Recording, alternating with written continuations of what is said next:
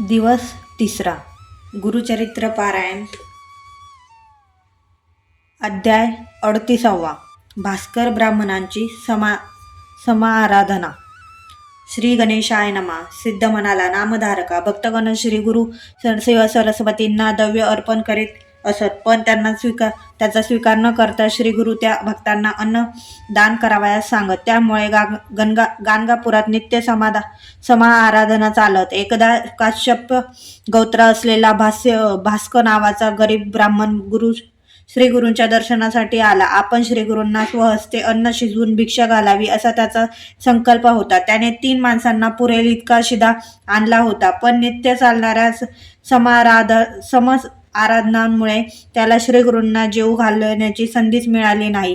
3 महिने तो इतरांनी दिलेल्या भोजनाचाच लाभ घेत होता. ही गोष्ट काही लोकांना समजली. ते कुत्सितपणे हसून म्हणाले, हा ब्राह्मण श्रीगुरूंना भोजन देण्याचे निमित्त करून रोजच्या रोज आपली सोय पाहतो आहे. याला लाज कशी वाटत नाही. सामग्रही तुटपुंजी आणली आहेत, त्यात श्रीगुरु त्यांचे शिष्य व त्यांचे भक्त कसे काय जेवणार. त्यानंतरच सर्व लोक त्याची उघड चेष्टा करू लागले. तो गरीब बिचारा कोणाला काय बोलणार. तो लोकांचे वाग्दान मुकुटाने सहन करीत असे. एके दिवशी श्रीगुरु भास्कराला म्हणाले, स्वयंपाक तयार कर, आज मी तुझ्याकडची भिक्षा घेणार आहे. ते ऐकून आनंदित झालेल्या भास्कराने बाजारातून तूप, भाज्या आदी वस्तू आणून सोहळ्याने स्वयंपाक केला. ही गोष्ट ब्राह्मणांना कळताच आज मठात समाराधना होणार नाही हे लक्षात घेऊन ते सर्वजण घरी जाण्यास निघाले. तेव्हा श्रीगुरु म्हणाले, आज येथेच जेवायचे आहे, तुम्ही सर्वांनी स्नान करून या. त्याप्रमाणे सर्व मंडळी स्नानासाठी गेले. काही वेळाने श्रीगुरूंनी भास्कराला त्या ब्राह्मणांना बोलवून आणण्यास सांगितले. भास्कराने नदी तीरावर जाऊन विप्रांना श्रीगुरूंचा निरोप सांगितला. ते म्हणाले, मठातील सामग्रीने एवढ्या लोकांचा स्वयंपाक तयार व्हायला संध्याकाळ होईल. ते लवकर येऊन आम्ही काय करणार. तोपर्यंत तू स्वयंपाक करून श्रीगुरूंना जेवून घाल. भास्कराने मठात येऊन गुरूंना ब्राह्मणाचा विचार सांगितला. श्रीगुरु त्याला म्हणाले, मी त्या सर्वांना पंक्तीला घेऊनच जेवणार. तू आम्हा सर्वांना वाढायचे आहे. ते ऐकून भास्कर विचारात पडला. 2-3 माणसांना पुरेल एवढ्या स्वयंपाकामध्ये हा मोठा ब्रह्मसमाज कसा जेवणार याचीच त्याला चिंता वाटत होती. पण श्रीगुरु आपले सत्व राखतील अशी त्यांची दृढ श्रद्धा होती. मग श्रीगुरूंनी शिष्यांना पाठवून त्या सर्व ब्राह्मणांना मठात बोलवून घेतले. त्यांना 4000 पत्रावळी बनविण्यास सांगितल्या. श्रीगुरूंच्या आज्ञेने भास्कराने सर्व ब्राह्मणांना सहकुटुंब जेवायला येण्याचे निमंत्रण दिले. तेव्हा ब्राह्मण म्हणाले, आज मठात मोठ्या स्वयंपाकाची तयारी दिसत नाही. तुझे अन्न एवढेसे, आमच्या पात्रात एक शीत वाढणार आहेस काय. भास्कर काहीच बोलला नाही. श्रीगुरूंवर भार टाकून गप्प राहिला. भास्कराने श्रीगुरूंची भक्तिभावाने पूजा केली. मग त्यांच्या आज्ञेनुसार स्वयंपाकाची सर्व भांडी त्यांच्या सन्मुख आणून ठेवली. श्रीगुरूंनी त्याला स्वतःचे वस्त्र दिले आणि त्या वस्त्राने भांड्यावर आच्छादन घालण्यास सांगितले. त्याप्रमाणे भास्कराने करता श्रीगुरूंनी त्या भांड्यावर स्वहस्ते अभिमंत्रित जलाने प्रोक्षण केले व मग ते भास्कराला म्हणाले, पत्रावळी मांडलेल्या आहेत, आता वाढायला घे. हे वस्त्र काढू नकोस, ते किंचित बाजूला सरकवून या पत्रातील अन्न दुसऱ्या पात्रामध्ये काढून घे, मगच वाढ. त्याप्रमाणे भास्कराने एकेका पत्रावळीवर अन्न वाढण्यास प्रारंभ केला. श्रीगुरूंनी आणखी काही ब्राह्मणांना वाढण्याचे काम सांगितले. तेही बराबर वाढू लागले. ही सर्व मंडळी जेवणे अन्न भरून नेत होती. तेवढे अन्न मूळ पात्रामध्ये पुन्हा भरलेले दिसत होते. ते पाहून वाढप्यांना व पंक्तीला बसलेल्या सर्व ब्राह्मणांना मोठे आश्चर्य वाटले. श्रीगुरूंच्या अगाध लीलेचे सर्वांना मोठे कौतुक वाटत होते. श्रीगुरूंच्या पंक्तीला बसून सर्व ब्राह्मणांनी उत्तम भोजनाचा पुरेपूर स्वाद घेतला. श्रीगुरूंनी त्याला प्रत्येकाला तांबूल देण्याची ही व्यवस्था केली होती. मग ब्राह्मणांची कुटुंबे जेवली. गावातील सर्व जातीच्या लोकांनी तेथे जेवून भोजन केले. पांथस्त्य जेवले. गुरुवासरे जेवली. पोटभर अन्न खाऊन पशुपक्षी तृप्त झाले. त्या दिवशी गाणगापुरात कोणी उपाशी राहिला नाही. तरीही पात्रे अशीच भरलेली होती. श्रीगुरूंनी वस्त्र काढून घेतले. पात्रातील अन्न जलचरांना घालण्यास सांगितले. भास्कराचा आनंद काय वर्णन करावा. त्याने श्रीगुरूंना कृतज्ञतेने नमस्कार केला, त्यांची स्तुती केली. श्रीगुरूंनी त्याला, तुझे दारिद्र्य दूर होईल तुझे पुत्र पौत्र सुखी होतील असा उत्तम आशीर्वाद दिला. या घटनेमुळे श्री गुरूंची सर्वत्र मोठी कीर्ती झाली. अध्याय 39. अश्वत्थ महात्मा वृद्ध वंदेला संतान प्राप्ती. श्री गणेशाय नमः.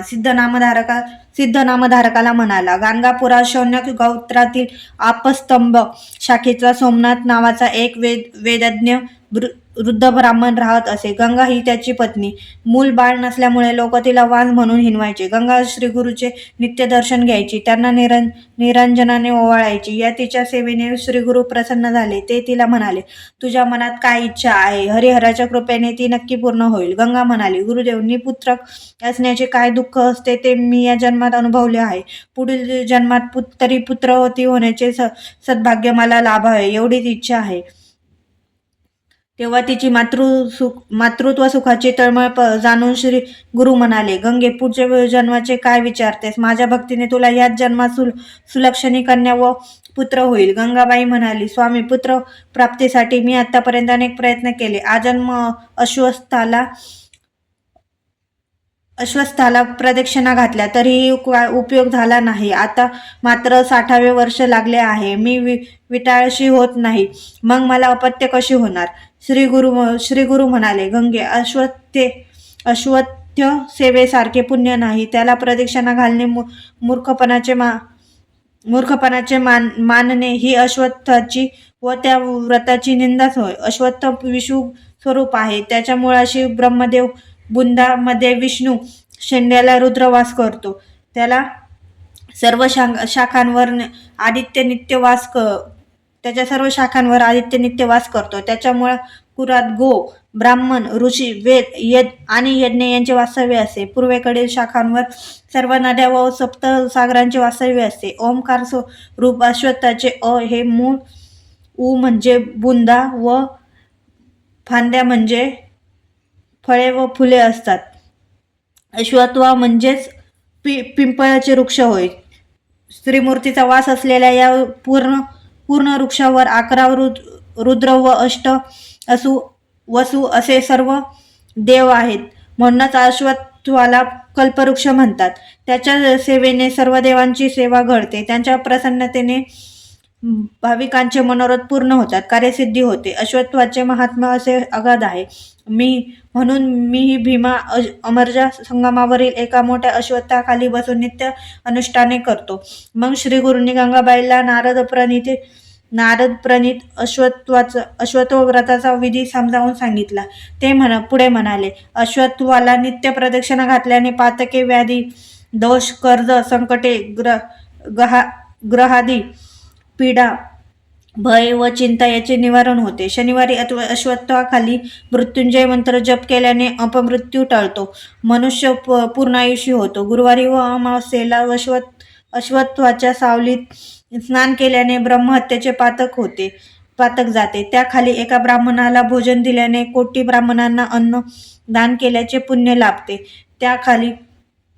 त्याखाली मंत्रजप केल्याने वेदपठाचे पुण्य लाभते. त्याखाली होम केल्याने महायज्ञाचे फळ लाभते. अश्वत्थाची स्थापना करणाऱ्याची 42 कुळे स्वर्गात जातात, पण त्याचा घात करणारा पितरांसहित नरकात जातो. श्री गुरु गंगाबाईला म्हणाले, संगमावरील अश्वत्थ हे आमचे स्नान आहे. त्या वृक्षाची एकाग्रतेने सेवा कर म्हणजे तुझे कार्य होईल. श्री गुरुच्या आशीर्वादाने ती संगमावर गेली. तेथील षटकुल तीर्थात स्नान करून ती श्री गुरूंनी सांगितलेल्या विधीप्रमाणे अश्वत्थाची नित्यसेवा करू लागली. तिसऱ्या रात्री एक ब्राह्मण तिच्या स्वप्नात येऊन म्हणाला, गाणगापुरात जा, श्री गुरूंना 7 प्रदक्षिणा घाल. ते जे देतील ते भक्षण कर, तुझी इच्छा पूर्ण होईल. त्या दृष्टांताने तिला जाग आली. 4थ्या दिवशी अश्वत्थाची सेवा करून ती मठात आली. श्री गुरूंना 7 प्रदक्षिणा घालून वंदन केले. त्यांनी तिला 2 फळे दिली व म्हणाले, गंगे, भोजन करून जा, व्रताचे उद्यापन कर, ब्राह्मणांना दानधर्म कर. मग ही फळे का? आम्ही तुला कन्या व पुत्र दिले आहेत. श्री गुरूंच्या आज्ञेनुसार व्रताची सांगता करून गंगाबाईने ती 2 फळे भक्षण केली. तर काय आश्चर्य! वृद्धापकाळ असूनही तिला त्याच संध्याकाळी ऋतू प्राप्त झाला. 4थ्या दिनी ती सुखात होऊन पती समवेत श्रीगुरूंच्या दर्शनासाठी गेली. दोघांनी त्यांची पूजा केली. 5व्या दिवशी पतीशी संग करून ती गरोदर राहिली. ही वार्ता कळताच लोकांना मोठे आश्चर्य वाटले. गंगाबाईला एक कन्या झाली. सोमनाथाने खूप दानधर्म केला. 10 दिवसांनी ते दाम्पत्य कन्येला घेऊन श्रीगुरूंच्या दर्शनास आले. श्रीगुरूंनी त्या कन्येला मांडीवर घेतले व म्हणाले, ही कन्या शतायुषी होईल. हिचा पती ज्ञानी असेल. हिला पुत्र पौत्र होतील. ही सुखात आनंदात राहील. ही सर्वांना वंद्य होईल. दक्षिणेचा राजा हिच्या दर्शनासाठी येईल. गंगाबाई म्हणाली, गुरुदेव, आता पुत्रमुख पाहावे अशी फार इच्छा आहे. श्रीगुरू म्हणाले, तुला ज्ञानीपुत्र व्हावा असे वाटत असेल तर तो 30 वर्ष जगेल. शतायुषी पुत्र व्हावा असे वाटत असेल तर तो मूर्ख असेल. श्रीगुरूंच्या प्रसादाने आपला पुत्र अल्पायुषी होणारच नाही अशी गंगाबाईची दृढ श्रद्धा होती. ती म्हणाली, देवा, मला मोठ्या योग्यतेचा पुत्र व्हावा. यात त्याला 5 पुत्र व्हावे. श्रीगुरूंनी तथास्तु वर दिला. त्यांच्या कृपा प्रसादाने तिला महाज्ञानी पुत्र झाला. कन्येचे भविष्यही खरे ठरले. अध्याय 40. शुष्क काष्टाला पालवी फुटली. शबराची कथा. श्री गणेशाय नमः. सिद्ध नामधारकाला म्हणाला, एकदा भार्गव गोत्राचा आपस्तंभ शाखेचा नरहरी नामक ब्राह्मणाचा श्रीगुरूंच्या दर्शनास आला. त्याला कुष्ठरोग झाला होता. त्याने श्रीगुरूंचे पाय धरले व म्हणाला, स्वामी, मी मोठ्या आशेने तुम्हाला शरण आलो आहे. माझ्यावर कृपा करा. मला व्याधीमुक्त करा. अनन्या मी प्राणत्याग करे. नरहरीचे वर्णनीचे बोलणे ऐकून श्रीगुरूंना करुणा आली. त्यांनी त्याला जवळ पडलेले एक लाकूड दिले व म्हणाले, ही औदुंबराची फांदी 4 वर्ष येथेच पडून आहे. ती संगमावरील संगमनाथाच्या मंदिराच्या पूर्वेस जमिनीत रोवून ठेव. संगमात स्नान करून तेथील पिंपळाची पूजा कर. पुन्हा स्नान कर. संगमावर 2 कळशा पाणी आणून या कोरड्या फांदीला स्नान घाल. असे दिवसातून 3 वेळा कर. ते काम पूर्ण भक्तिपूर्वक आणि पूर्ण श्रद्धेने कर. ज्या दिवशी ह्या फांदीला अंकुर फुटून पाने येतील त्या दिवशी तू पापमुक्त होऊन पूर्ण बरा होशील. नरहरीला मोठे समाधान वाटले. तो संगमावर गेला. संगमेश्वराच्या प्रांगणात ती फांदी रोवली आणि श्रीगुरूंनी सांगितलेल्या सर्व गोष्टी त्रिकाळ निर्धाराने करू लागला. तो काहीही खात पीत नसे. ही गोष्ट कळताच लोकांनी त्याची चेष्टा केली. श्रीगुरूंनी तुला व्यर्थ उद्योग लावून दिला. याने काही साध्य होणार नाही असे सांगून त्याला परावृत्त करण्याचा प्रयत्न केला. असे 7 दिवस लोटले. श्रीगुरूंना नरहरीच्या खडतर सेवा व्रताबद्दल सांगितले. तेव्हा ते म्हणाले, जसा भाव तशी सिद्धी. मी तुम्हाला श्रद्धेचे सामर्थ्य विशद करणारी एक कथा सांगतो, ते ऐका. एकदा पांचाल देशाचा राजपुत्र काही भिल्लांना बरोबर घेऊन मृगयेसाठी घोर अरण्यात गेला. दमछाक झाल्याने तो विश्रांतीसाठी थांबला. त्याने एका दोघांना पाणी आणण्यासाठी पाठवले. पाणवठ्यांचा शोध घेणाऱ्या एका भिल्लाला अरण्यात एक जीर्ण शिवालय दिसले. गाभाऱ्यात एक भग्न शिवलिंग होते. ते त्याने उचलले. तेवढ्यात धनंजयही तेथे आला. तो त्याला म्हणाला, अरे, हे भग्न शिवलिंग घेऊन तू काय करणार आहे? भिल्ल म्हणाला, महाराज, लिंग पूजा करावी असे मला नेहमीच वाटते. हे अनायासे सापडले. त्यातल्या त्यात बरेही आहे म्हणून मी हे घेतले आहे. धनंजय म्हणाला, ठीक आहे. हे लिंग म्हणजे शंकर अशी श्रद्धा ठेवून पत्नीसहित याची स्थापना करून नित्यपूजा कर. रोज स्मशानातून नवीन चिताभस्म आणून या लिंगाला लेपन कर. याला बेलपत्र, फुले, धूप, दीप नैवेद्य अर्पण कर. घरात शिजवलेल्या अन्नाचा नैवेद्य दाखवून तोच देवाचा प्रसाद म्हणून तुम्ही ग्रहण करा. त्याप्रमाणे भिल्लाने एका शुभ दिनी त्या शिवलिंगाची घराजवळ स्थापना केली आणि त्याच नित्यनेमाने पूजा करू लागला. तो भिल्ल शिवपूजेसाठी स्मशानात जाऊन रोज चिताभस्म आणीत असे. एके दिवशी ठिकठिकाणी पायपीट करूनही त्याला चिताभस्म मिळाले नाही. तो निराशाने घरी परतला. तेव्हा त्याची पत्नी म्हणाली, ना, चिंता करू नका. तुम्ही मला घरात कोंडून ते पेटून द्या. ते भस्म ईश्वराला अर्पण करा. कोणत्याही परिस्थितीत शिवपूजेत खंड पडू देऊ नका. स्त्रीहत्येचा दोष लागेल म्हणून तो घाबरत होता. पण त्याची पत्नी आपल्या निश्चयावर ठाम होती. तिने त्याची समजूत काढावी तिने त्याची समजूत काढावी. भिलाने मन घट्ट केले. तिला घरात कोंडून अग्नी लावला. त्या धडधडत्या आगीत शबरी जळून गेली. भिल्लाने ते भस्म लावले. त्या दिवशी तो शिवपूजेत इतका मग्न झाला की आपण आपल्या पत्नीचे दहन केले आहे ही गोष्ट त्याच्या लक्षातच राहिली नाही. पूजा झाल्यानंतर त्याने नेहमीप्रमाणे प्रसाद घेण्यासाठी आपल्या पत्नीला हाक मारली. तशी ती प्रसाद घेऊन घरात गेली. ते पाहून भिल्ल संभ्रमात पडला. हे स्वप्न आहे की काय त्याला काहीच कळेना. त्याने पत्नीला विचारले. ती म्हणाली, तुम्ही घराला आग लावताच मला गाढ झोप लागली. मला खूप थंडी वाजत होती. तुमची हाक ऐकून मला जाग आली. शबराने ओळखले ही सर्व देवाची करणी. त्या दोघांनी भावभक्तीने शिवस्तुती केली. तोच काय आश्चर्य, भगवान शंकर त्याच्या सन्मुख साक्षात प्रकट झाले. ते प्रसन्न मुद्रेने म्हणाले, मी तुमच्या भक्तीने संतुष्ट झालो आहे. तुम्हाला राज्यपद प्राप्त होईल. तुम्ही निरंतर स्वर्गात वास कराल. त्याचा सांगून श्री गुरु संगमावर गेले. नरहरीला भेटले. त्याचा मनोभाव पाहून श्री गुरु प्रसन्न झाले. त्यांनी कमंडलूतील थोडेसे जल त्या फांदीवर शिंपडले. तर काय आश्चर्य, फांदीला पालवी फुटून ते औदुंबराचे लहानसं झाड दिसू लागले. त्याच क्षणी तो ब्राह्मणही कुष्ठासारखा महाव्याधीतून मुक्त होऊन सुदेही झाला. त्याने श्रीगुरूंना वंदन करून संस्कृत नमनाष्टक म्हटले. श्रीगुरूंनी त्याला शिष्य म्हणून स्वीकारले. त्याचे जोगेश्वर असे नाव ठेवले. तू वंशात वेदज्ञ आणि गुरुभक्त पुरुष जन्माला येतील. तुझ्या वंशात गुरुभक्त आणि वेदज्ञ जन्माला येतील. तुला 3 पुत्रे होतील. त्यापैकी एकाचे नाव योगी ठेव. तो आमची सेवा करील असा आशीर्वाद दिला. ते ऐकून नरहरी धन्य झाला. श्री गुरूंच्या आज्ञेने तो पत्नीसह गाणगापुरात येऊन राहिला. अध्याय 41. सायम देवाची गुरुसेवा. त्वष्टा पुत्राची कथा.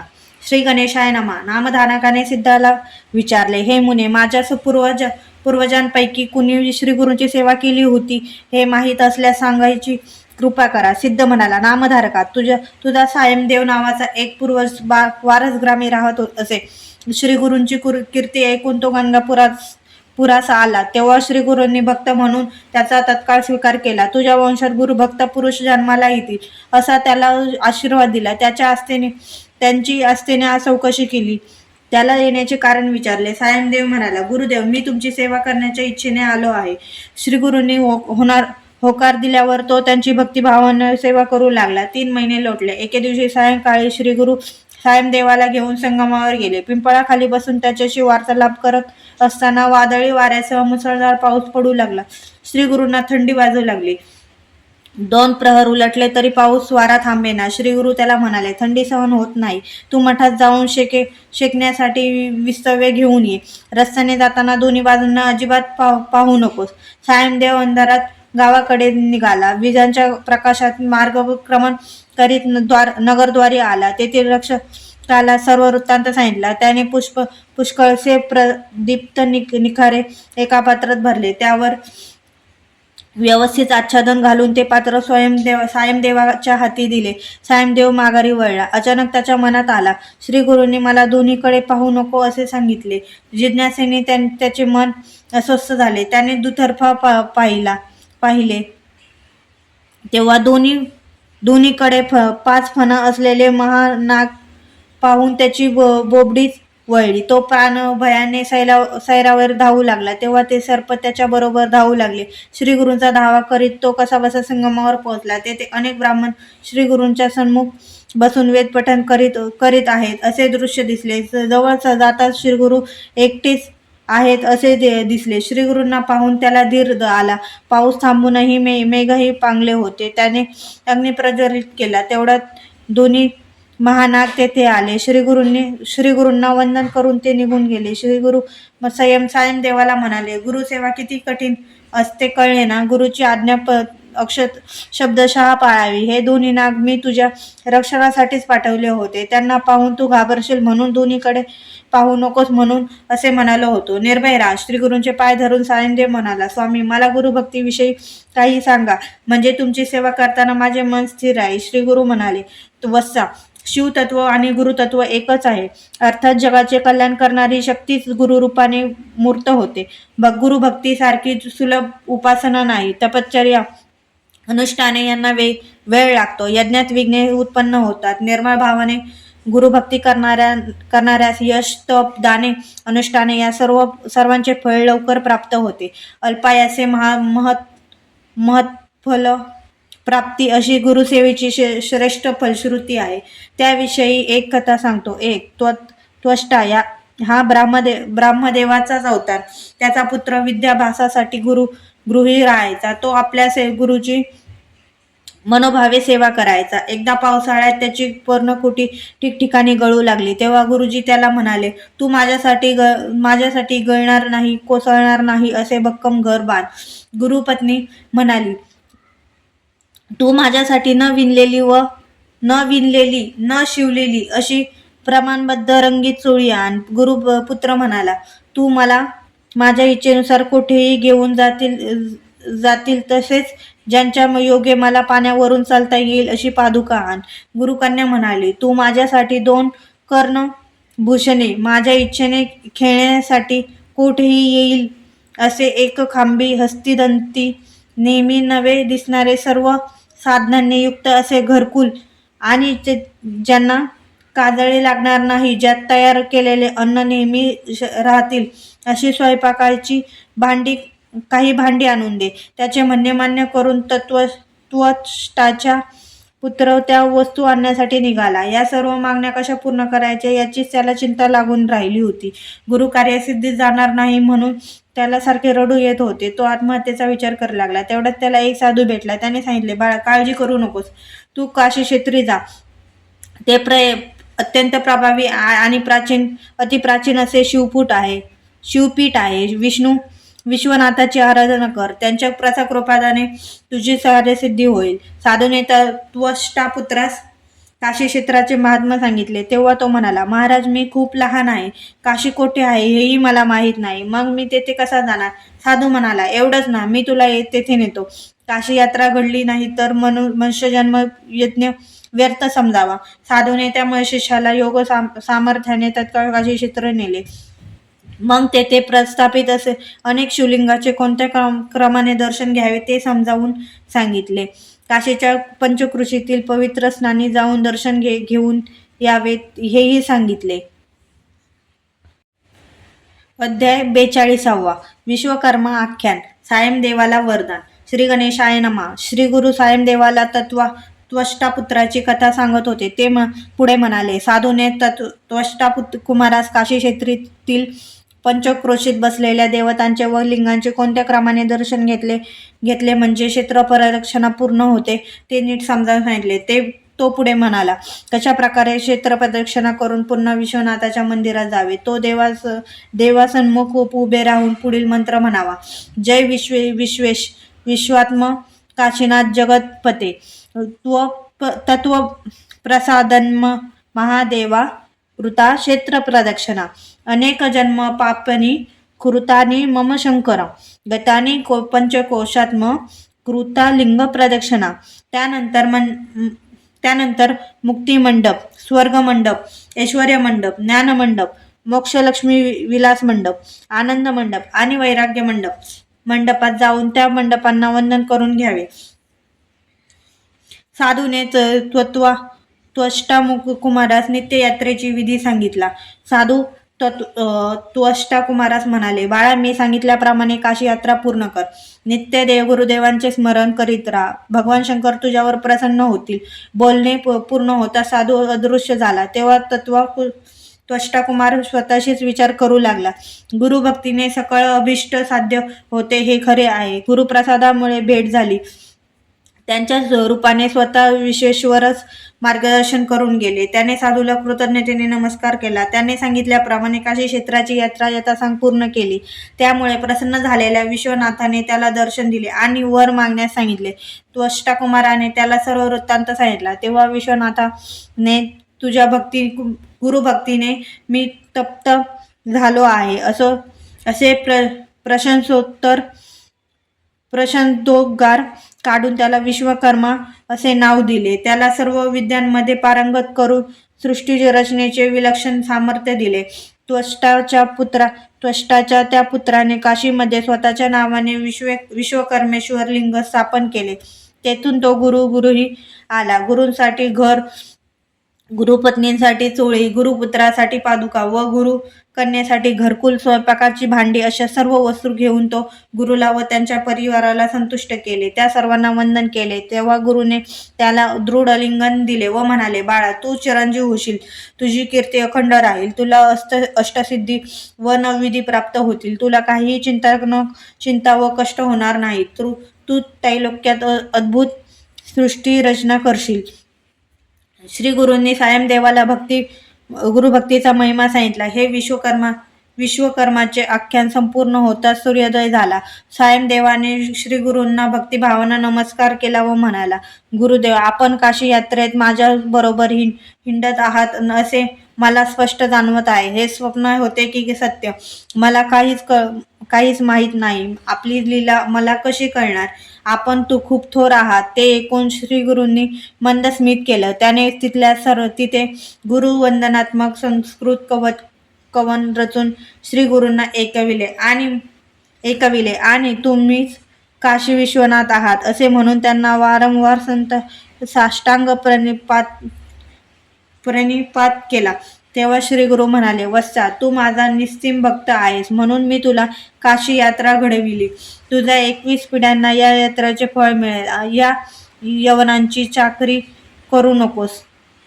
कुटुंबासह गाणगापुरात येऊन राहा. यापुढे तू माझीच सेवा कर. ते ऐकून सायमदेवाला परम धन्यता वाटली. मोठमठात गेल्यावर श्री गुरूंनी त्याला निरोप दिला. सायमदेव आनंदाने आपल्या गावी गेला. आपल्या पत्नीला व मुलांना गाणगापुरातील समग्र वृत्तांत सांगितला. भाद्रपद शुद्ध चतुर्दशीला तो परिवारासह श्री गुरूंच्या दर्शनास आला. आपल्या 4 मुलांना श्री गुरूंच्या चरणावर घातले. श्री गुरूंनी साठी स्तुती पर पासादिक कवन कानडी भाषेत म्हटले. श्री गुरूंनी त्या सर्वांचे क्षेमकुशल विचारणे आणि सायमदेवाला म्हणाले, तुला श्रेष्ठ पुत्र नागनाथ हा माझा परम भक्त होईल. हा आयुष्यमान होईल. याला यश, ऐश्वर्य, कीर्ती, संपत्ती या सर्व गोष्टी प्राप्त होतील. तुला आणखीन एक पत्नी असेल. तिला 4 पुत्र होतील. तेव्हा तेही सुखात नांदतील. तुझ्यासाठी यवनांची सेवा करायची नाही हीच मुख्य आज्ञा आहे. यवनाला नमस्कार जरी केलास तरी तुला मृत्यू येईल. आता संगमावर जाऊन स्नान करून ये. श्री गुरूंच्या आज्ञेनुसार सायमदेव परिवारासह संगमावर गेला. तेथे स्नान केले. अश्वत्थाची विधीपूर्वक पूजा करून ते सर्व मठात परतले. तेव्हा श्री गुरु सर्वांना उद्देशून म्हणाले, आज भाद्रपद शुद्ध चतुर्दशी आहे. या दिवशी अनंताचे व्रत केल्याने लोकांचे कल्याण होते. पूर्वी कौंडिन्य ऋषीने हे व्रत स्वतः आचरले होते. या व्रताचा विधी काय आहे? ते व्रत केल्याने काय पुण्य लाभ होतो हे मी तुम्हाला सविस्तर सांगतो. एका सिद्ध म्हणाला, नामधारका, श्री गुरूंनी उपस्थित विप्रवर्गाला अनंत व्रताची जी माहिती सांगितली ती त्यांच्या शब्दात सांगतो.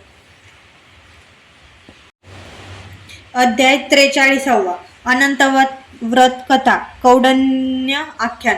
श्री गणेशाय नमः. श्री गुरु नरसिंह सरस्वती सायमदेवाला आणि मठात आलेल्या ब्राह्मणांना व भक्तांना भाद्रपद शुद्ध चतुर्दशीच्या दिवशी करावयाच्या अनंत व्रताची माहिती सांगू लागले. ते म्हणाले, पांडव वनवासात असताना श्रीकृष्णाने त्यांना राजवैभव प्राप्त व्हावे म्हणून अनंत व्रत करावयास सांगितले. तो म्हणाला, सृष्टीत अनंत रूपांनी व्यक्त झालेल्या म्हणून शेषशायी ही नारायणाला अनंत म्हणतात.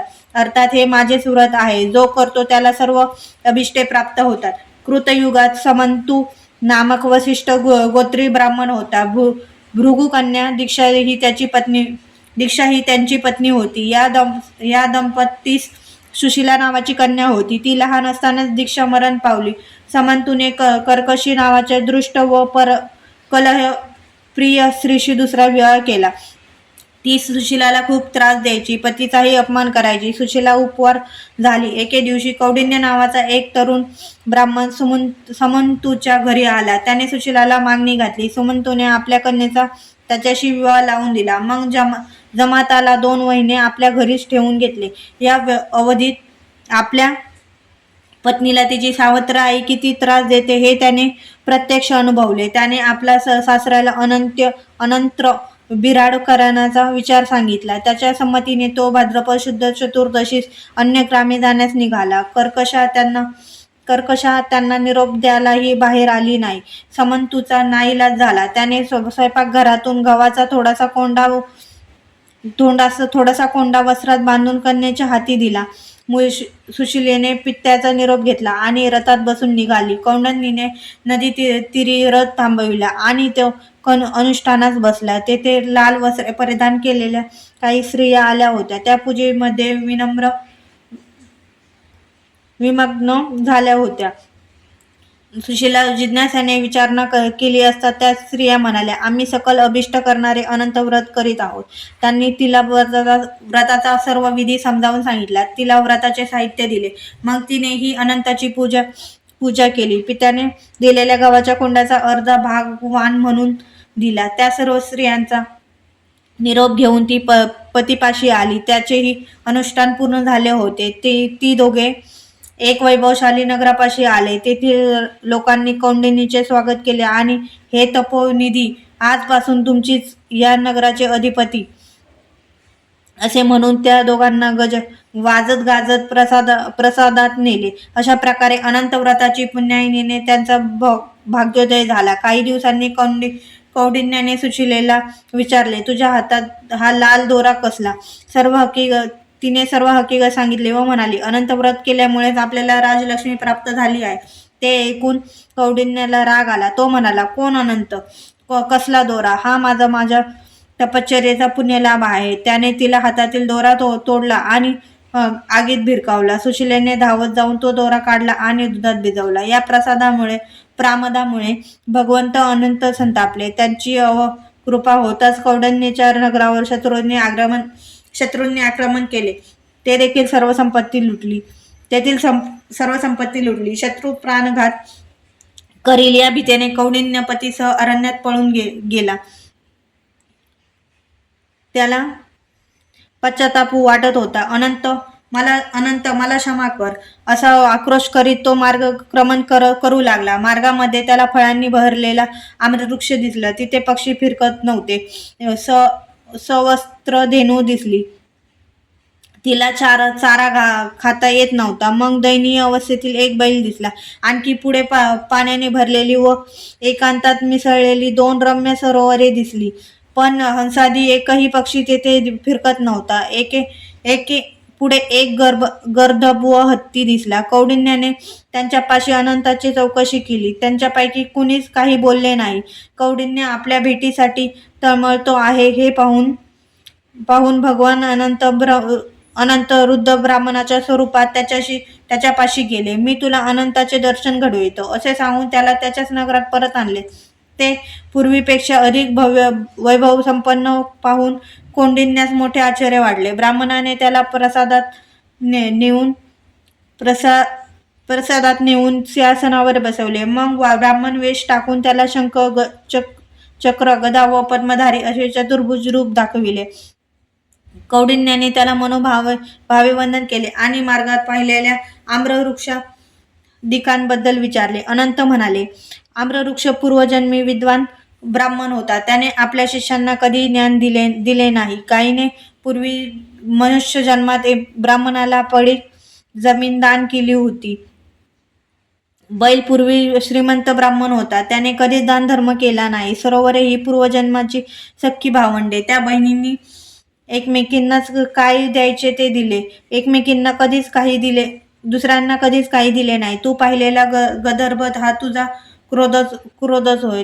तो तुझ्या जाणीवेतून बाहेर पडून गर्दभाच्या जन्माला गेला. हत्ती हा तुझा तपश्चर्येचा गर्भ होय. हत्ती हा तुझ्या तपश्चर्येचा गर्व होय. तो तुझ्यातून जाणीवेतून बाहेर पडून हत्ती रूपाने जन्मला. आता पश्चातापाने तुझे व त्या सर्वांचे चित्त शुद्ध झाले आहे, म्हणून मी त्यांना तुझ्या स्थितीतून मुक्त केले आहे. तू पुनर्वसू नक्षत्रमंडलात चिरकाल वास करशील. श्री गुरु म्हणाले, अनंत व्रत केल्याने कौंडिन्याचे कल्याण झाले, पांडवांना राज्यप्राप्ती झाली. तेव्हा तुम्हीही व्रताचरण करून पुण्यप्राप्ती साधा. श्री गुरूंच्या आज्ञेने स्वयंदेवाने त्या दिनी अनंत व्रत केले. सिद्ध म्हणाला, नामधारका, तुझा पूर्वज स्वयंदेव याने श्री गुरूंची सेवा करून त्यांची कृपा संपादन केली. अध्याय 44. विनकराला मल्लिकार्जुन दर्शन. विमर्शन राजाची कथा. श्री गणेशाय नमः. सिद्ध नामधारकाला म्हणाला, गाणगापुरातील एक विणकर दिवसातून 3 वेळा श्रीगुरूंचे दर्शन घ्यायचा, मठांगण झाडायचा आणि आपल्या कामाला जायचा. एकदा महाशिवरात्रीच्या निमित्ताने गाणगापुरातील बरीचशी मंडळी मल्लिकार्जुनाच्या दर्शनासाठी श्रीशैल यात्रेस निघाली. त्यात विणकराचे माता पिता बंधू आणि आप्तही होते. त्यांनी त्याला बरोबर चालण्याचा खूप आग्रह केला. तेव्हा गुरुदेव हेच माझे मल्लिकार्जुन, गुरुभुवन हेच श्रीशैल, गुरुसेवा ही तीर्थयात्रा असे सांगून त्याने त्यांच्याबरोबर जाण्यास नकार दिला. लोकांना ते रुचले नाही. ते यात्रेस निघून गेले. महाशिवरात्रीच्या दिवशी दुसऱ्या प्रहरी श्रीगुरु संगमावर गेले. विणकराचा उपवास होता. त्याने संगमावर स्नान करून श्रीगुरूंचे दर्शन घेतले. ते म्हणाले, तू यात्रेला का गेला नाहीस? श्रीशैल पर्वत फार मनोहर आहे. विणकर म्हणाला, स्वामी, तुमच्या चरणी ते सर्व तीर्थ आहेत. त्यांच्या दर्शनाचेच मला श्रीशैल यात्रेचे पुण्य मिळते. ते ऐकून श्रीगुरूंना परम संतोष वाटला. ते त्याला म्हणाले, तू माझ्या पादुका दृढ धरून बैस, डोळे मिटून घे, मी तुला शैल पर्वताचे दर्शन घडवितो. त्याने तसे करता श्रीगुरूंनी त्याला मनोवेगाने पर्वतावर नेले. त्याने डोळे उघडले तेव्हा आपण शैल पर्वतावर पाताळ गंगेच्या काठी श्रीगुरूंच्या सानिध्यात बसलो आहे हे पाहून त्याला मोठे नवल वाटले. श्रीगुरूंच्या आज्ञेने तो स्नानासाठी गेला. तेथे त्याचे माता पिता व अन्य ग्रामस्थ भेटले. ते त्याला म्हणाले, तुला यायचेच होते तर आधी नाही का म्हणालास? तो म्हणाला, मी श्रीगुरूंच्या समेत आजच्या दुसऱ्या प्रहरास निघालो आहे. मला येथे येऊन घटकाही झाली नाही. पण कोणीही त्याच्यावर विश्वास ठेवला नाही. तो दर्शनासाठी गाभाऱ्यात गेला. तेथे मल्लिकार्जुन लिंगस्थानी स्वतः श्रीगुरू बसले असून लोकांची सेवा स्वीकारित आहेत असे दृश्य दिसले. तेव्हा त्याला खूपच आश्चर्य वाटले. पूजन करून तो श्रीगुरूंपाशी आला. त्यांना सर्व वृत्तांत सांगितला व म्हणाला, गुरुदेव, तुम्ही स्वतः शंकर आहात. मग लोकांना ते कसे कळत नाही? ते यात्रेसाठी दूर का गेले येतात? श्रीगुरू विणकराला म्हणाले, स्नानांचे महत्व विशेष असते. तिथीचे हे महत्व आहेच. आज माघ वैद्य चतुर्दशी ही तिथी महाशिवरात्र म्हणून प्रख्यात आहे. या पुण्यवर्णी दिनी शिवप्रीत्यर्थ भजन, पूजन, उपोषण, जागरण करणे, शिवक्षेत्राची यात्रा करणे महाफलदायी असते. या संदर्भातील एक कथा सांगतो, ती ऐक. किरात देशाचा विमर्शन राजा परम शिवभक्त असूनही हिंसा, दुराचार, मांसाहार व परस्त्री संग करायचा. त्याची राणी कुमुद्वती हिला पतीच्या परस्पर विरुद्ध स्वभावाचे नेहमी नवल वाटायचे. एकदा तिने राजाला प्रत्यक्षच विचारले, तुम्ही शिवभक्त असूनही निषिद्ध गोष्टी कशा करता? विमर्शन म्हणाला, पूर्वजन्मी मी पंपानगरीत श्वान म्हणून जन्मलो होतो. काहीतरी खायला मिळाले या आशेने मी एका महाशिवरात्रीस शिवमंदिरापाशी घुटमळत होतो. लोक मला मारायला धावले. मी प्राणभयाने मंदिराभोवती 3 प्रदक्षिणा घातल्या. मग मंदिरात प्रवेशलो. तेथे शिवपूजा पाहिली. तेवढ्यात कोणीतरी वारमावर मारले. मी गतप्राण झालो. महाशिवरात्रीस मला उपोषण, प्रदक्षिणा, देवदर्शन घडले. शिव सन्मुख मरण आले. त्या पुण्याईने मला राजाचा जन्म व हे वैभव मिळाले. म्हणून मला शिवभक्ती प्रिय आहे. असे म्हणूनही पूर्वीचे श्वान जन्मातील संस्कार अजूनही असेच असल्याने माझी वासना अनिर्बध आहे. ते ऐकून राणीला नवर वाटले. तिने स्वतः पूर्वजन्माविषयी विचारले. राजा म्हणाला, प्रिय, तू पूर्वजन्मी कपोती होती. एकदा चोचित मांसाचा तुकडा धरून तू आकाशात उडत होतीस. तो मांसाचा तुकडा मिळवण्यासाठी एक घार तुझा पाठीस लागली. तू जीवाच्या आकांताने श्रीशैल पर्वतावर गेलीस. मल्लिकार्जुनाच्या कळसाभोवती घेट्या घालून शिखरावर बसलीस. घारीने तुला मारले आणि मांसाचा तुकडा घेऊन गेली. तुझा निष्पाप देह मंदिराच्या प्रांगणात पडला. कळसाला प्रदक्षिणा आणि देवद्वारी निधन यामुळे पुण्यवृद्धी होऊन तुला राणीचा जन्म मिळाला. यानंतरचे पुढील 7 जन्म मी राजाच होणार आहे. त्या प्रत्येक वेळी तूच माझी धर्मपत्नी असणार आहे. यानंतर आपण दोघे दिव्य विमानातून गाणगापुरात संगमावर कलेश्वराचे मंदिर आहे. तो मल्लिकार्जुन आहे. या भावनेने तू त्यांची नित्य पूजा कर. त्यानंतर श्री गुरु मनोवेगाने संगमावर आले. त्यांनी विणकराला मठात पाठविले. महाशिवरात्रीच्या दिवशी श्री गुरु कोठे गेले म्हणून ग्रामस्थ व शिष्य यांचा शोध घेत असल्यानाच विणकराचे आगमन झाले. त्याने मल्लिकार्जुन यात्रेचा सर्व वृत्तांत सांगितला. लोकांना प्रसाद म्हणून आणलेल्या दवाना व अंगारा दाखविला. लोकांनी त्याच्या भाग्याचे कौतुक केले.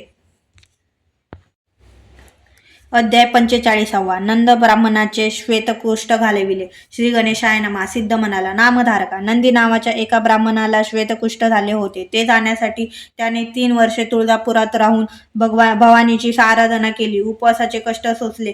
भवानीने त्याला स्वप्नामध्ये चंदला परमेश्वरी देवीच्या देवळात जाऊन आराधना करण्यास सांगितली. त्याने ते 7 महिने पुरच्चरण केले. तिने त्याला स्वप्नात येऊन सांगितले, तू गाणगापुरात जा. तेथे दत्तात्रय मानवी रूपाने भक्त कार्यासाठी अवतरले आहेत. ते तुला व्याधीमुक्त करतील. तेव्हा नंदी म्हणाला, मी तुळजाभवानीला साकडे घातले. तिने मला तुमच्याकडे पाठवले. तुला शरण आलो तर तू मला एका मनुष्याकडे पाठवित आहेस.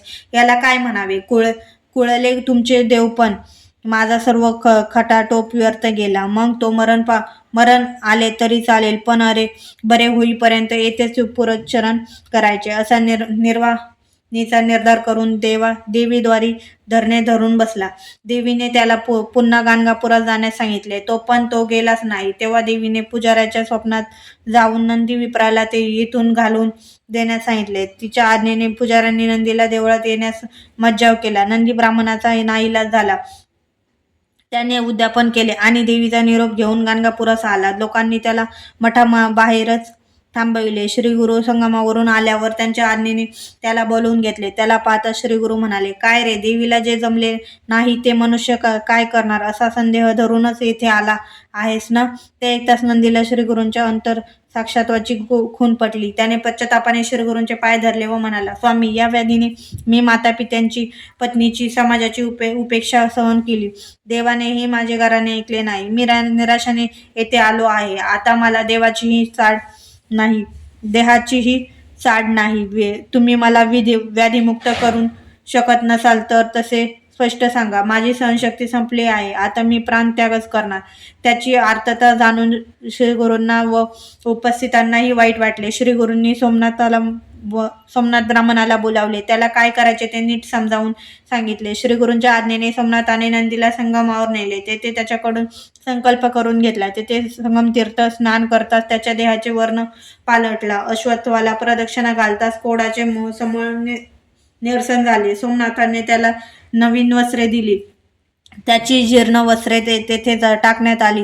तेथील जमीन क्षारयुक्त झाली. नंदी ब्राह्मण आनंदाने श्रीगुरूंचा जय जयकार करू लागला. ते दोघे मठात आले तेव्हा नंदीचे बदललेले रूप पाहून सर्व लोकांना आश्चर्य वाटले. श्रीगुरूंच्या आज्ञेने नंदी ब्राह्मणाने आपल्या अंगाचे नीट अवलोकन केले.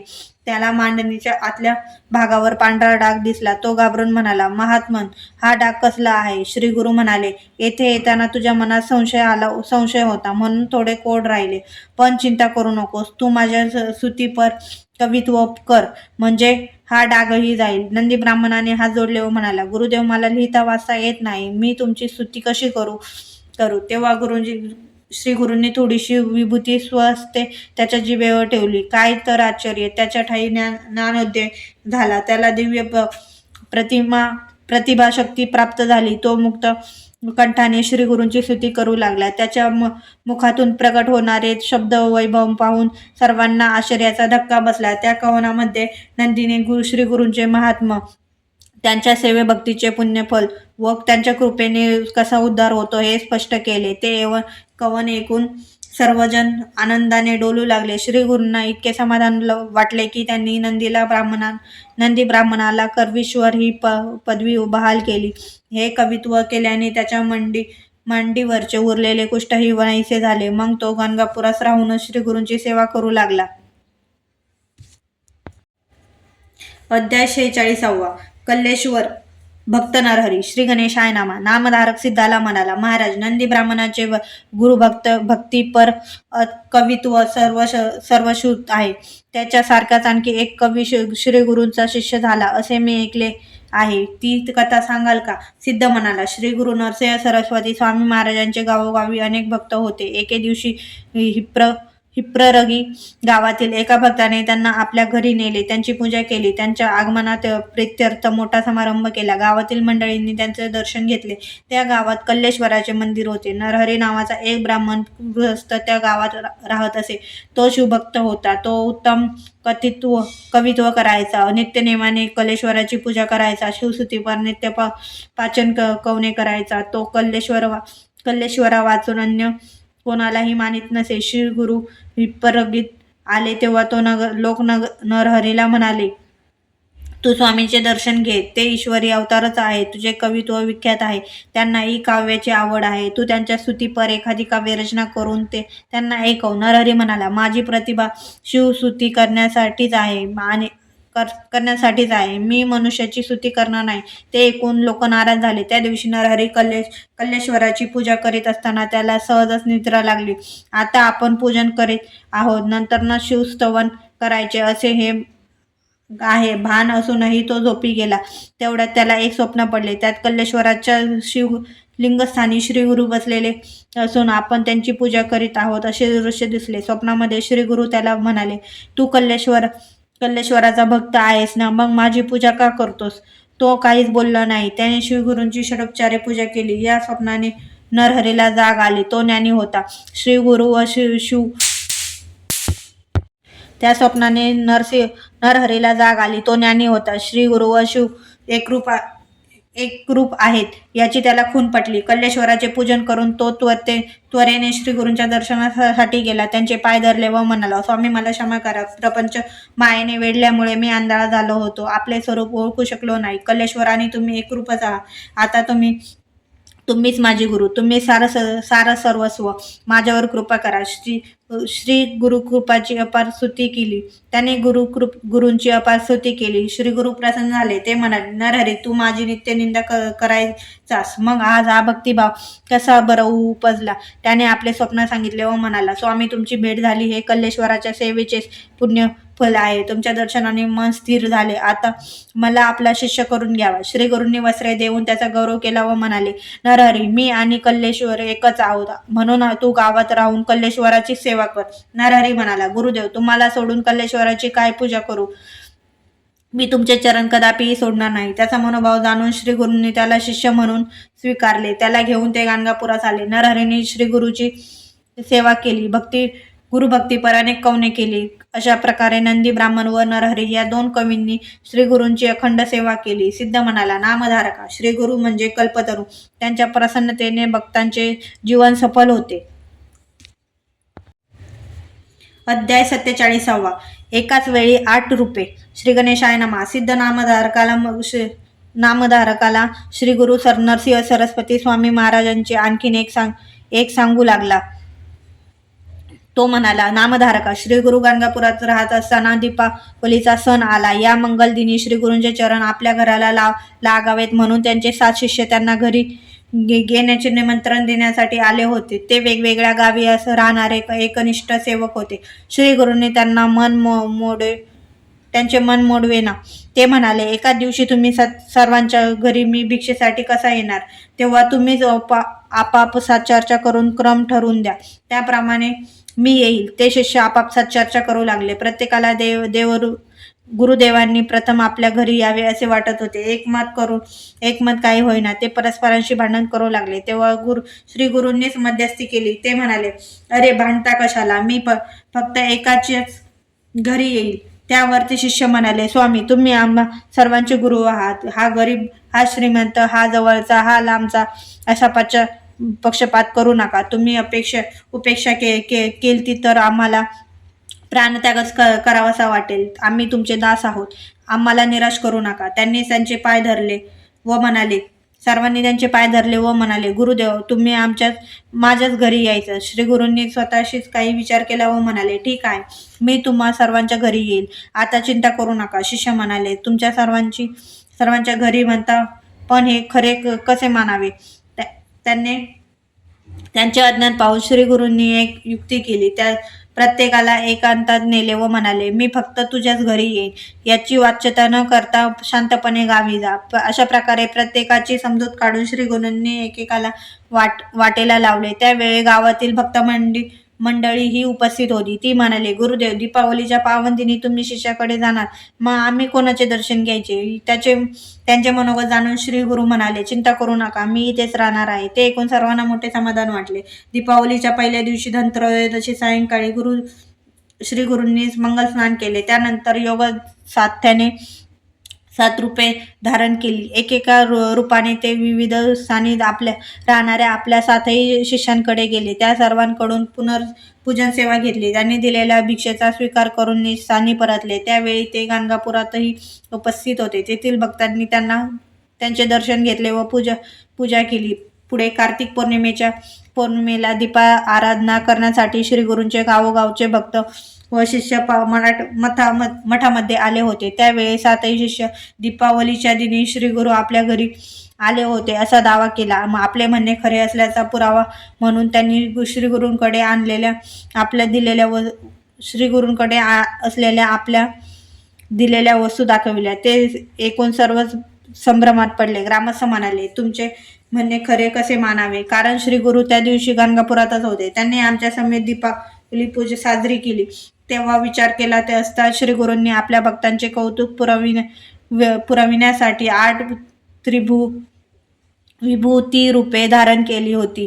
हे रहस्य उघड झाले. त्या अतर्क्य लीलेने श्री गुरूंचे सामर्थ्य किती थोर आहे आणि ते कसे भक्त वत्सल्य आहेत याची सर्वांना साक्ष पटली. त्यांनी अनन्य भावाने श्री गुरूंची खूप स्तुती केली. दीप आराधना संपन्न झाल्यावर भक्तांनी ब्राह्मणाला भोजन दिले.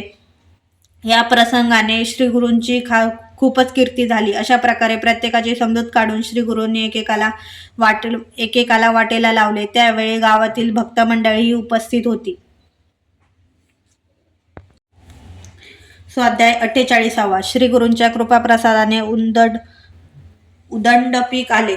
श्री गणेशाय नमः. सिद्धाने नामधारकाला श्री गुरुची आणखीन एक लीला सांगितली. तो म्हणाला, श्री गुरु रोज सकाळी संगमावर अनुष्ठानासाठी जात असत. त्यांच्या जाण्या येण्याच्या मार्गाने एका शुद्धाचे शेत होते. श्री गुरूंना पाहताच तो हातातले काम टाकून धावत यायचा आणि त्यांना साष्टांग वंदन करून पुन्हा शेतात जायचा. मध्यान्ह समयी श्री गुरु मठात परतायचे. तेव्हाही त्यांना सन्मुख जाऊन वंदन करायचा. श्री गुरु त्यांच्याशी कधीच बोलत नसत. अशा प्रकारे अनेक दिवस हा नमस्काराचा क्रम चालू होता. एके दिवशी श्री गुरु त्याला म्हणाले, तू मला रोज नमस्कार करतोस, तुझ्या मनात काय इच्छा आहे? शुद्ध म्हणाला, देवा, या माझ्या शेतात उदंड पीक यावे अशी इच्छा आहे. श्री गुरु म्हणाले, आता शेतात काय पेरले आहे? शुद्ध म्हणाला, यावनाळ पेरले आहे. तुमच्या दर्शनाने पीक चांगले येईल असे वाटते. काही दिवसांनी कोणसे येतील. तुम्ही माझ्या शेतावर कृपादृष्टी टाकावी अशी प्रार्थना आहे. श्री गुरु म्हणाले, माझ्या बोलण्यावर तुझा विश्वास आहे? मी जे सांगेन ते दृढ भावने करशील? शुद्ध म्हणाला, मला गुरु वाक्य प्रमाण आहे. मी आपला शब्द कधीच मोडणार नाही. श्री गुरु, ठीक आहे, आता सांगतो तसे कर. मी संगमावरून परत येईपर्यंत मध्यान्ह होईल. तोपर्यंत उभे असलेले हे सर्व पीक कापून टाक. शुद्धाने ते मानले. श्री गुरुही अनुष्ठानासाठी संगमावर गेले. शुद्धेने त्वरेने गावात आला. तेथील अधिकाऱ्याला भेटून मला शीत कापण्याची परवानगी असावी. मी शेतसारा घालायला वेळच नव्हता. त्याने गतवर्षी पेक्षा दुप्पट सारा भरील. जर पीक आले नाही तर साठवणीचे धान्य देईल. त्यानेही पूर्तता झाली नाही तर सरकारने माझे गुरे जप्त करावीत असे वचनपत्र लिहून दिले आणि परवानगी मिळवली. त्यानंतर काही मजुरांना घेऊन तो शेतात गेला आणि त्यांना शेत कापण्यास सांगितले. हे वृत्तांत कानी पडताच शूद्राची पत्नी आणि मुले धावतच तेथे आली. त्यांनी त्याला अडवण्याचा खूप प्रयत्न केला, पण त्याने कोणालाही मानले नाही. एका संन्याशाच्या आज्ञेवरून शेत कापले म्हणून लोकांनी त्याला मूर्ख ठरविले. त्याला प्रतिबंध करण्यासाठीही काही ग्रामस्थांनी भेट घेतली. त्याने शूद्राचे वचनपत्र दाखवून त्यांनी बोळवण केली. इकडे शूद्राने शेत कापून टाकले आणि तो श्रीगुरूंची वाट पाहू लागला. मध्यान्ह झाली. श्रीगुरु मठाकडे निघाले. शूद्राने त्यांना कापलेले शेत दाखवले. तेव्हा ते म्हणाले, धन्य तुझा निर्धार. या श्रद्धेने तुला फार मोठा फळ मिळेल. आता चिंता करू नको. शुद्ध घरी गेला तेव्हा त्याची बायको व मुले अक्षरशः रडत होती. लोक त्यांचे सांत्वन करीत होते. शुद्धाने सर्व त्यांची समजूत काढली. तो म्हणाला, जो गुरुवर विश्वास ठेवून त्यांच्या आज्ञेनुसार वागतो त्याच्या बाबतीत हानी संभवतच नाही. आपल्याला सहस्रपटीत लाभ होईल. फक्त विश्वास ठेवा. त्याने सर्वांना शांत केले. त्यानंतर आठवड्यातच एकाएकी प्रचंड वादळ आले. अतोनात पर्जन्यवृष्टी झाली. गावकऱ्यांची उभी पिके पार उद्ध्वस्त झाली. ओला दुष्काळच पडला. फार नुकसान झाले. त्या पावसाने शूद्राचे शेत मात्र चटपटीने वाढले. शेतामध्ये सर्वत्र कणसेच दिसू लागली. गुरुकृपेचा तो प्रभाव पाहून शूद्राला अक्षरशः भरभरून आले. ते दृश्य पाहून त्याची बायको व मुले आनंदाने डोलू लागले. लोकही आश्चर्य करू लागले. शूद्राच्या पत्नीने शेताची पूजा केली. पतीची माफी मागितली. त्यानंतर ते दोघे श्रीगुरूंच्या मठात आले. त्यांची पूजा केली. श्रीगुरूंनी त्यांना विचारले, शेताचे काय वर्तमान आहे? सर्व कुशल मंगल आहे ना? तेव्हा दोघांनाही रडू आले. त्यांनी श्रीगुरूंचे पाय धरले व म्हणाले, स्वामी, तुम्हीच आमचे कुलदैवत, तुम्हीच कामधेनू, तुमची कृपा झाली भरून पावलं. श्रीगुरू शुद्धाला म्हणाले, तू माझा निस्सीम भक्त आहेस. तुझ्या घरी लक्ष्मी अखंड वास करेल. महिनाभराने कापणी झाली. गत वर्षापेक्षा शतपट उत्पन्न झाले.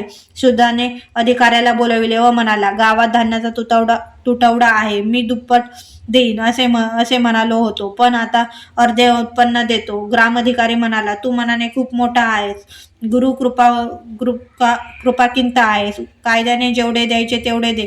बाकीचे घरी घेऊन जा. पण त्याला राहवले नाही. शेत सारा भरून त्याने स्वतःला आवश्यक तेवढे धान्य ठेवले आणि बाकीचे ब्राह्मणांना व ग्रामस्थांना वाटून दिले.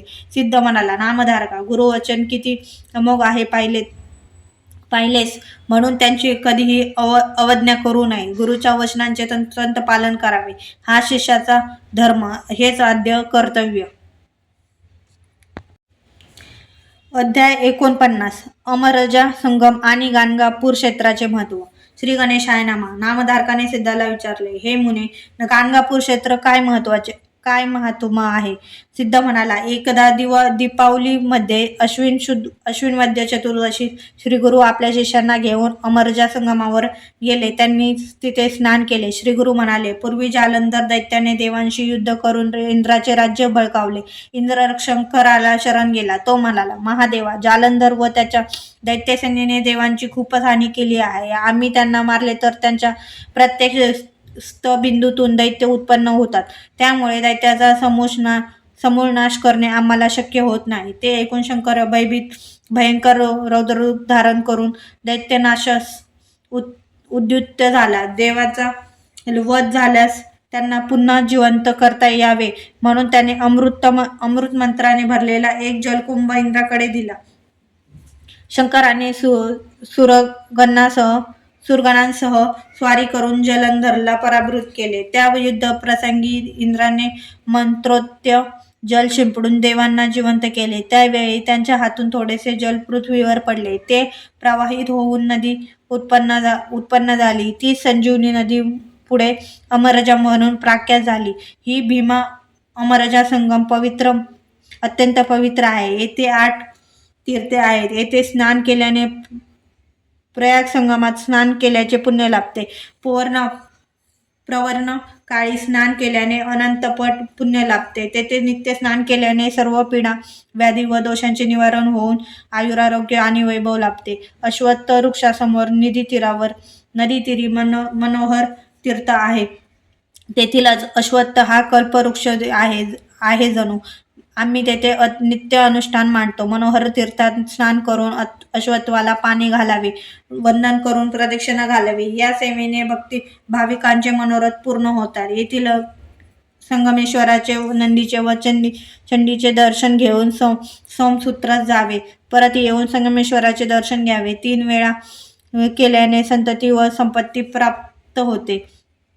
संगमेश्वरापुढे अर्ध्या कोसावर नागेशी ग्रामी वाराणसी तीर्थ आहे. तेथील एका भारद्वाज गोत्री ब्राह्मणाला शंकराने समीपता मुक्ती दिली होती. तो वेड्यासारखा भटकायचा. त्याला ईश्वर आणि पांडुरंगेश्वर असे 2 बंधू होते. ते काशी यात्रेला निघाले तेव्हा ब्राह्मणाने शंकराला, देवा मला काशी विश्वनाथाचे येथे दर्शन होईल अशी व्यवस्था कर, ही विनंती केली. ते मान्य करून शंकराने तेथील मणिकर्णिका कुंड उत्पन्न केले. त्यातून विश्वेश्वर लिंग प्रकटले. अशा प्रकारे भीमा अमरजा संगमावर काशीप्रमाणेच मंदिर व कुंडाची उत्पत्ती झाली. श्री गुरूंनी आपल्या शिष्यांना वाराणसी तीर्थावर नेले. तेथे स्नान करून सर्वजण पापविनाशी तीर्थावर आले. त्या ठिकाणी श्री गुरूंची रत्नाई नावाची बहीण आली होती. तिला श्वेतकुष्ठ झाले होते. श्री गुरूंनी तिला पापविनाशी तीर्थात स्नान करावयास सांगितले. त्यामुळे तिची पातके नष्ट होऊन 3 दिवसांनी ती पूर्णतः व्याधीमुक्त झाली. मग ती तसेच झोपडी बांधून राहिली. सिद्ध नामकाला म्हणाला, तो चमत्कार मी स्वतः पाहिला आहे. त्यानंतर श्री गुरूंनी आपल्या शिष्यांना नदी तीरावरील कोटी तीर्थ, रुद्रपाद तीर्थ, चक्रतीर्थ,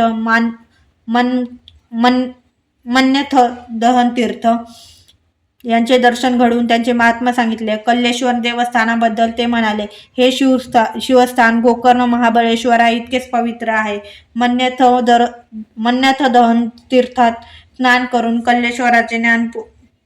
कल्लेश्वराचे पूजन केल्याने संपत्ती लाभते. आषाढ व श्रावणात कल्लेश्वराला अभिषेक केल्याने व कार्तिकात दीप लावल्याने अनंत पुण्य मिळते. श्री गुरूंच्या मुखातून अष्टतीर्थाचे महात्मा ऐकून समस्त शिष्य कृतकृत्य झाले. ते म्हणाले, गुरुदेवा, तुम्ही आम्हाला पावन केले. एवढी श्रेष्ठ तीर्थे जवळ असतानाच आम्ही उगाच अनंत्र जात होतो. मठामध्ये परतल्यावर शिष्यांनी मोठी आराधना घातली. नामधारका असे आहे गाणगापूर क्षेत्राचे महात्मा. म्हणूनच श्री गुरूंनी तेथे वास्तव्य केले.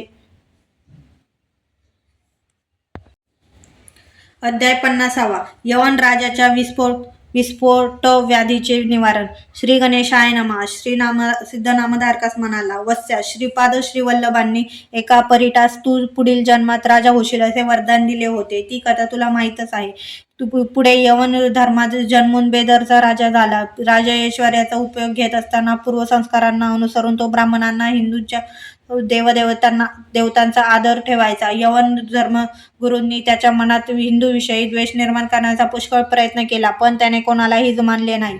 पुढे या राजाच्या मांडीवर गळू झाले. ते उपचारांनीही बरे होईना. त्याने ज्ञानी ब्राह्मणांना उपाय विचारला. मग त्याच्या सूचनेनुसार तो वेषांतर करून एकटाच पापविनाशी तीर्थास गेला. त्या तीर्थात भक्तिपूर्वक स्नान केले. तेथे एक संन्यासी भेटला. राजाने त्याला गळू दाखवून उपाय विचारला. संन्यासी म्हणाला, तू एखाद्या सत्पुरुषाचे दर्शन घे. त्याच्या कृपेने तुला बरे वाटेल. मी तुला एक कथा सांगतो, म्हणजे तुझी खात्री पटेल. अवंती नगरातील एक आचार भ्रष्ट ब्राह्मण नेहमी पिंगला नामन वेश्याकडे जात असे.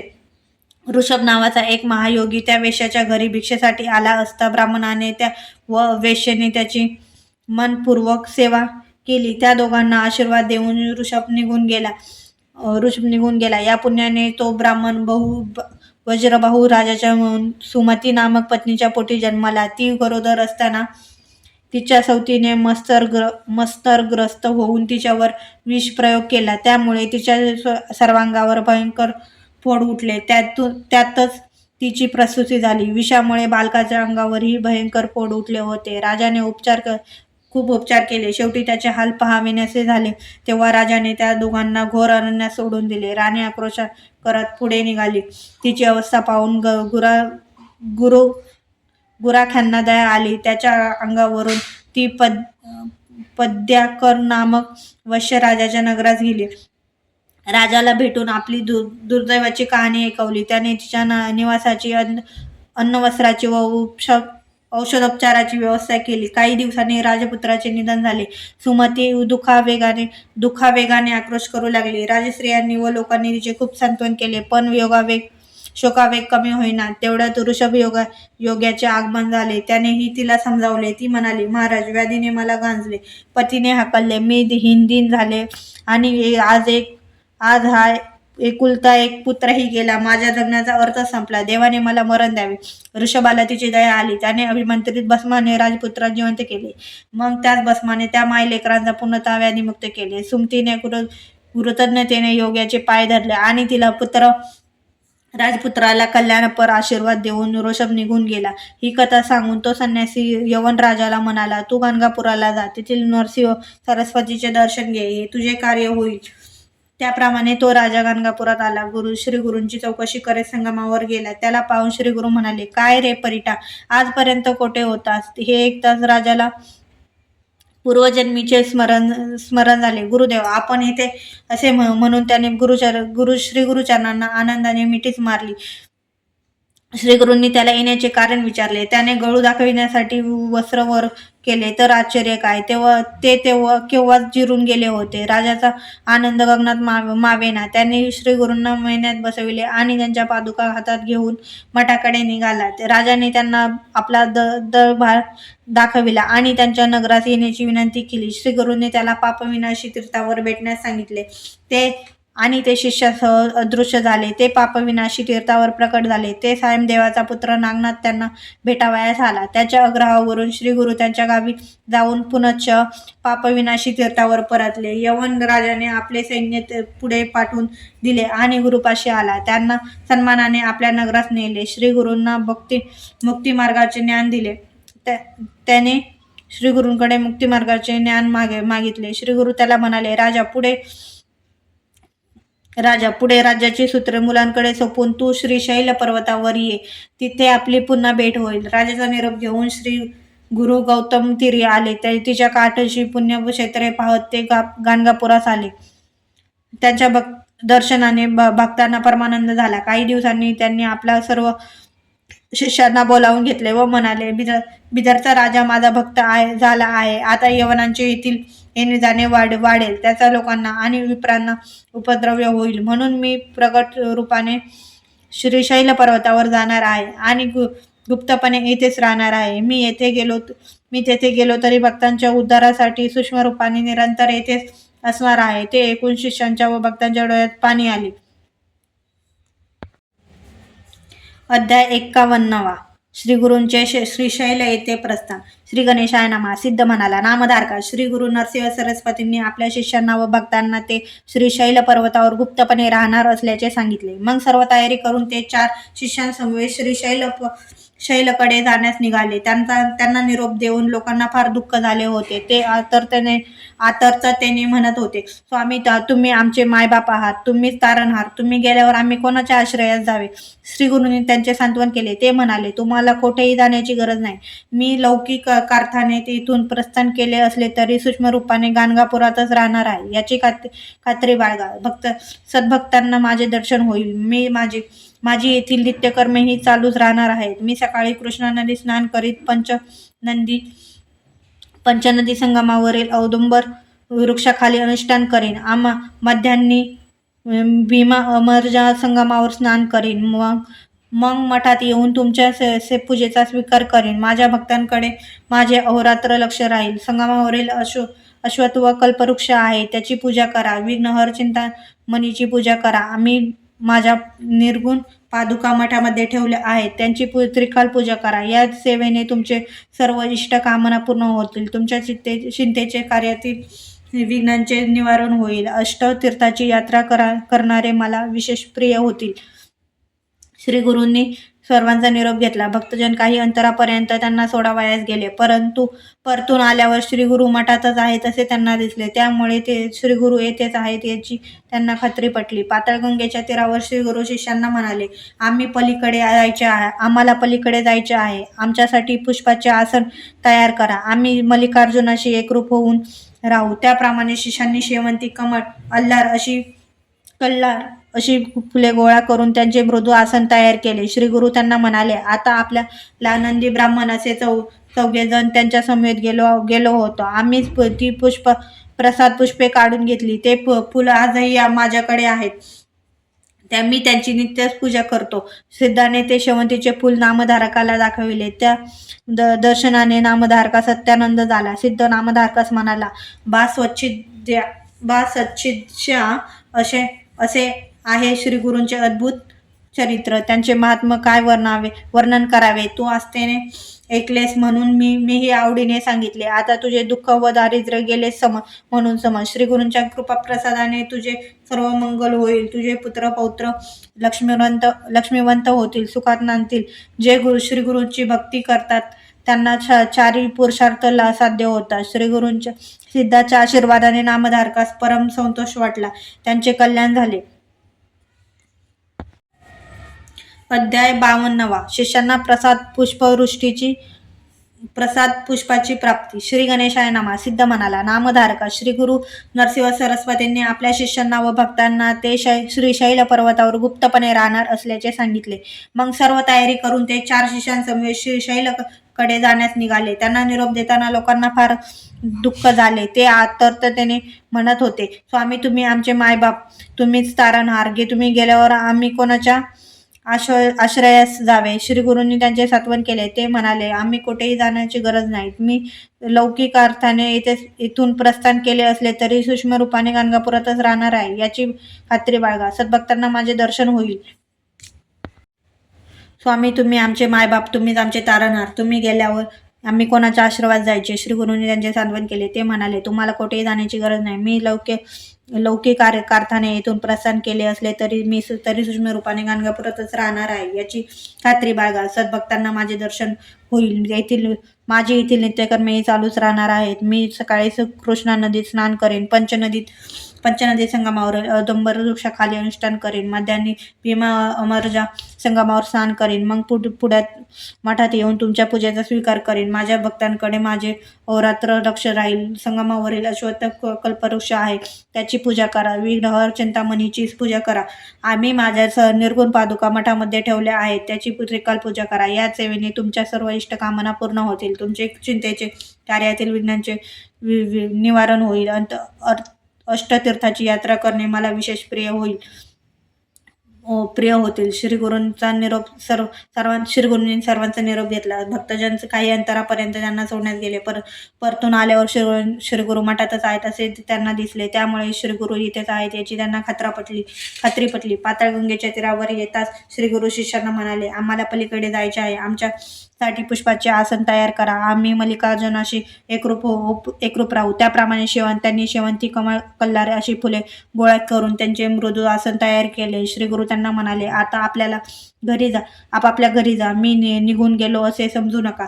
मी गाणगापुरात आहे, भक्तांच्या घरातही राहतो. मी पलीकडे पोहोचल्याची खूण म्हणून शेवंतीची फुले पाठवेन. ती प्रसाद म्हणून वाटून घ्या. जे माझी नित्यपूजा करतील त्यांच्या घरी लक्ष्मी अखंड वास करेल. जे माझी कवने गातील त्यांच्या घरी मी नित्य निवास करेन. त्यांच्या आयुरारोग्य, संतती व संपत्ती प्राप्त होईल. जे माझे चरित्र श्रवण पठन करतील त्यांना सुख, समृद्धी व ऐश्वर्य प्राप्त होईल. श्री गुरूंनी त्या 4 शिष्यांना आशीर्वाद दिले. माघ कृष्ण प्रतिप्रदेश शुक्रवारी बृह धान्य संवत्सरास सूर्य कन्या राशीत करत असताना शिशिर ऋतूमध्ये श्री गुरु पुष्पासनावर बसून पहिले तिरे निघाले आणि बघता अदृश्य झाले. 4 शिष्य चिंतामग्न होऊन तीरावरच थांबले होते. तेवढ्यात काही नावाडी आले. ते म्हणाले, तुमचे गुरुदेव प्रवाहातून जाताना दिसले. ते दंडधारी संन्यासी आहेत. त्यांच्या पायात सोन्याच्या पादुका होत्या. ते आम्हाला म्हणाले, आमचे नाव नरसिंह सरस्वती आहे. तुम्ही माझ्या शिष्यांना सांगा, आम्ही कर्दळी वनात जात आहे. गाणगापुरातही आहोत. भ्रांतपणे दुःख करू नका. प्रवाहातून प्रसाद पुष्पे येतील ती काढून घ्या. स्वस्थानी जाऊन आमची भक्ती करा. तुमचे वंशज सुखात आनंदात राहतील. हे ऐकून शिष्यांना समाधान वाटले. ते वाट पाहू लागले. नावाडीही थांबले. काही वेळाने शेवंतीची 4 फुले प्रवाहातून वाहत आली. ती चारी शिष्यांनी आदराने काढून घेतली. त्यांनी फुलांना वंदन केले आणि आपल्या स्थानी गेले. नामधारकाने त्या 4 भाग्यवान शिष्यांची नावे विचारली. सिद्ध म्हणाला, श्री गुरुचे अनेक शिष्य होते. संन्यास दीक्षा घेतले.